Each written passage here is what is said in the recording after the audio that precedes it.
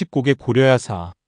오늘은 고려말 충신, 포은 정몽주 선생에 관한 탄생부터 죽음까지 여러 야사들을 함께 살펴보겠습니다. 단신가로 유명한 고려 말기의 충신, 포은 정몽주에겐 아주 특이한 탄생 배경이 전해지고 있다. 정몽주는 그 이름에서 보듯이 그의 부친이 꿈에서 주나라의 주공을 만나고 낳은 아이이기 때문에 몽주라고 했다는 것이다. 즉 정몽주의 부친인 정운관이 어느 날 해가 질 무렵 독서를 하고 있다가 갑자기 졸음이 와 깜빡 잠이 들었다.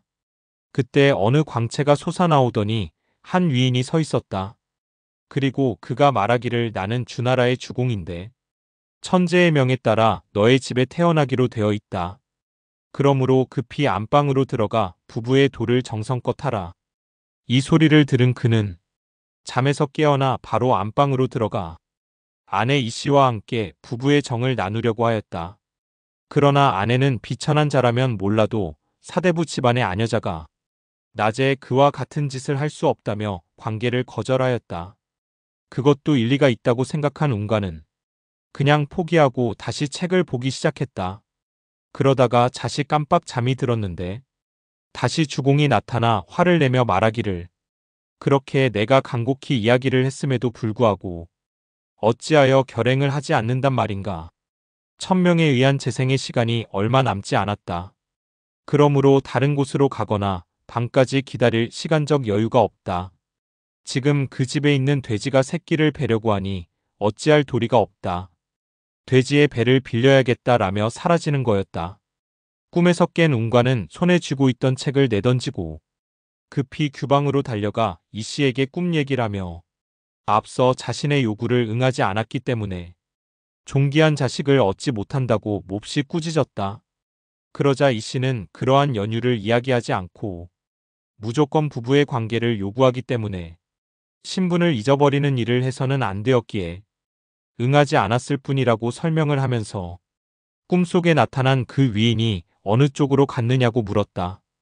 운관이 포기한 듯 주공은 암태지 뱃속으로 들어간다고 대답하자 이를 들은 이씨는 급히 부엌으로 달려가 칼을 가지고 돼지우리로 가서 배가 부른 암태지를 죽이고는 자궁을 드러내어 그대로 마셔버렸다. 그 후 임신을 하여 태어난 것이 정몽주였다고 한다. 정몽주가 죽은 후에도 신비한 일화가 있다고 한다. 정몽주의 무덤이 있는 용인군 모현면의 지명은 이명현을 흠모한다는 뜻에서 뒷날 그 지방민에 의해서 지어진 지명이다. 전해오는 말에 의하면 정몽주가 조영규에게 선주교에서 억울한 죽음을 당한 후 시체가 선주교 아래에 버려져 있는 것을 개성의 스님들이 수습하여 처음에는 풍덕에 묻었다가 그로부터 15년 뒤에 어느 정도 나라가 진정되자 용인으로 이장한 것이라고 한다. 그런데 본래는 그의 고향인 영천에 묻고자 했으나 유고를 웅구해 가는 도중에 용인의 축제에 이르자 갑자기 회오리 바람이 몹시 불어 명정이 바람에 날아가 지금의 무덤이 있는 산중턱에 꽂혔다. 한동안 바람이 잠잠해지기를 기다렸다가 다시 상여를 옮기려 했으나 상여가 움직이지 않자 그때 어떤 직관이 나타나 이것은 하늘의 계시가 틀림없으니 명정이 꽂힌 저곳에 시신을 묻어야 한다고 하였다. 그러자 그 상여가 떨어져 결국 영정이 꽂힌 곳에 묻었다고 한다. 그런 영고로 해서 고향 영천에 묻히지 못하고 용인 땅에 정몽주의 무덤이 있게 된 것이다. 조선 태종 때에 와서는 정몽주의 영을 위로하기 위하여 조선조의 가장 높은 벼슬인 의정부 영의정을 추증하고 영의정을 새긴 비석을 그의 무덤 앞에 세웠다. 그런데 이상하게도 그 비석을 세운 지 얼마 안 된 어느 날 밤 뇌성병력이 치고 비가 억수같이 쏟아졌는데 그 이튿날 아침에 정몽주의 자손이 그 무덤 있는 데로 가보니 그 무덤 앞에 세운 비석이 부서져 있었다. 이것을 본 그 자손은 직감적으로 이것은 선조께서 조선의 관직을 받은 것에 대한 분노라고 생각했다. 그리하여 정몽주의 자손은 비석을 다시 세웠는데 조선조에서 준 추증 관직명을 쓰지 않고 생전의 고려 때 벼슬인 고려 문화시중이라고 하는 관직명을 새긴 비석을 세웠다.